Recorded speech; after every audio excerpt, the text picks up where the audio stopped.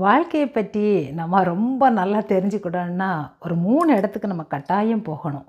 என்னெல்லாம்னு கேட்கீங்களா?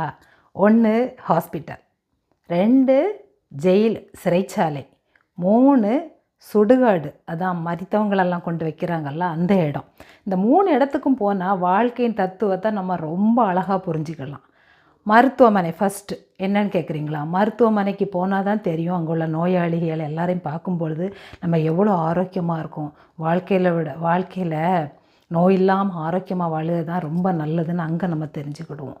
சிறைச்சாலை, அங்கே உள்ள கைதிகளை போய் பார்க்கும்போது தான் நமக்கு தெரியும், அவங்க படுற கஷ்டங்களெல்லாம் பார்த்து, இவங்கள காட்டிலும் நம்ம ரொம்ப சுதந்திரமா இருக்கோம். இதுவே நமக்கு போதும்னு தோணும். 3வது சுடுகாடு. ஆமாம், மரித்தவங்களெல்லாம் கொண்டு வைக்கிறாங்கல்ல, அந்த இடம். அங்கே போனால் தான் தெரியும், வாழ்க்கை இங்கோடயே முடிய போகுது. இதோடயே நம்ம சந்தோஷமாக வாழணும்னா இருக்க இடத்துல நிம்மதியாக வாழலாம்ங்கிற ஒரு தத்துவம் உங்களுக்கு அப்போ தான் புரியும்.